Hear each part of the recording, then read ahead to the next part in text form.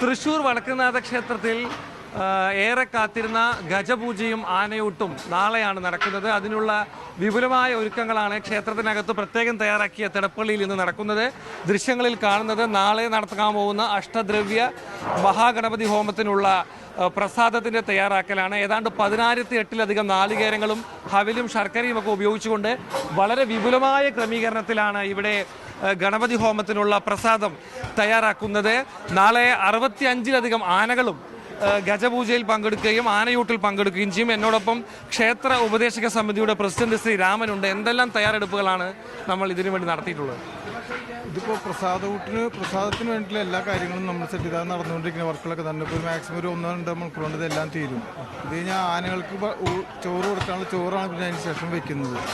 ഇതിൽ ഉപയോഗിച്ചിട്ടുള്ള സംഭവങ്ങൾ എന്തൊക്കെയാണെന്ന് വെച്ചാൽ ശർക്കര 2300 കിലോളം ശർക്കരയുണ്ട്, 10,008 നാളികേരങ്ങളുണ്ട്. അതിന് വേണ്ടതായ തേന്, കരിമ്പ്, അങ്ങനത്തെ അഷ്ടദ്രവ്യങ്ങളായിട്ടുള്ള എല്ലാ കാര്യങ്ങളും നമ്മളതിൽ ഒരുക്കിയിട്ടുണ്ട്. കുട്ടന്തിരുമേനിയാണ് പ്രധാനമായിട്ടും ഇതിൻ്റെ കാര്യങ്ങൾ നോക്കുന്നത്.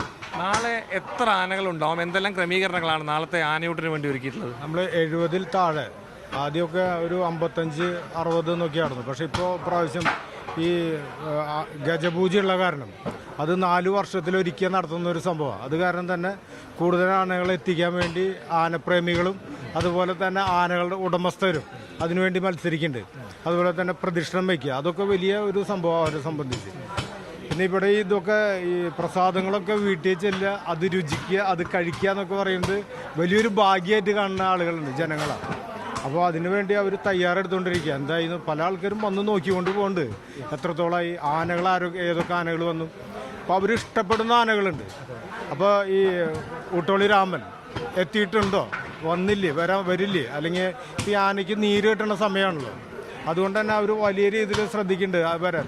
പിന്നെ എന്താ വെച്ച് കഴിഞ്ഞാൽ ഏറ്റവും ആനയായിട്ട് ഏറ്റവും അടുത്ത് ഇടപഴകാൻ കിട്ടുന്ന വലിയ അവസരമാണ് ഈ ആനയൂട്ടെന്ന് പറയുന്നത്.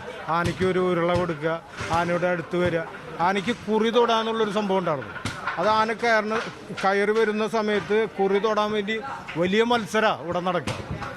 ഇതിപ്പോൾ ഈ ഗജപൂജയായി ബന്ധപ്പെട്ട് അത്തരം ഒരു സംവിധാനം ഇല്ല, അതൊരു ചെറിയൊരു ഇതുണ്ട്. അപ്പോൾ എന്തായാലും വലിയ മുന്നേറ്റങ്ങളാണ്, വലിയ രീതിയിലാണ്. ഞങ്ങളുടെ കമ്മിറ്റി നിലവിൽ വന്നിട്ട് ചുരുങ്ങിയ കാലയളവുണ്ടായിരുന്നു. ഞങ്ങൾ തുടക്കത്തിലൊക്കെ വലിയ രീതിയിൽ നമുക്ക് ഒരു പ്രയാസങ്ങളുണ്ടായി, ഇത് ഞങ്ങളെ കൊണ്ട് നടത്താൻ പറ്റുമോ. പക്ഷേ ദേവസ്വം മാനേജർ ഇവിടെ ഉണ്ട്, ദേവസ്വത്തിൻ്റെ വലിയ സപ്പോർട്ട്, അതുപോലെ തന്നെ പഴയ ഭരണസമിതി ഇവിടെ ഉണ്ട്, അവരും വലിയ സപ്പോർട്ട് നമുക്കുണ്ടായി. മൊത്തത്തിൽ എല്ലാവരുടെയും സപ്പോർട്ട് കൊണ്ട് എന്തായാലും ഇതിൻ്റെ ഭാഗ്യം കൊണ്ട് തന്നെ നമ്മളിപ്പോൾ ഇവിടെ ഒരു ഇത് കൊടുക്കുക. എന്താണ് ഏറെ കാലങ്ങളായി താങ്കൾ ഇതിൻ്റെ ഭാഗമായിട്ടുണ്ടല്ലോ, ഇതിൻ്റെ ഒരു ഐതിഹ്യം എന്താണ്, എത്രത്തോളം പ്രധാനപ്പെട്ടതാണ് ഈ ചടങ്ങ്? ഇത് ഐതിഹ്യം എന്ന് പറഞ്ഞാൽ ഇവിടെ 82 ഇവിടുന്ന് ഏഷ്യാഡിന് ആനകളെ കൊണ്ടുപോയി.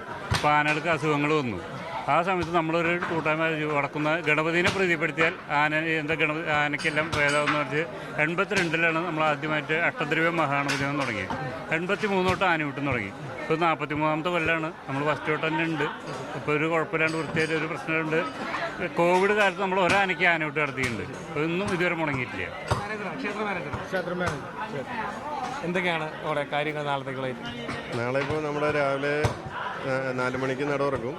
അതിനുശേഷം 5 മണിയോടുകൂടി 4:30 നെയ്യാട്ടം. അതിനുശേഷം ഗണപതി ഹോമത്തിൻ്റെ ചടങ്ങുകൾ ഒരു 6 മണിയോടെ ആരംഭിക്കും. 7 മണിക്ക് ശേഷം ഗജപൂജ ആരംഭിക്കും. 5 തന്ത്രി ഉൾപ്പെടെ 4 മേശാന്തർ ഉൾപ്പെടെ ഇവിടെ ഗജപൂജ നടത്തും.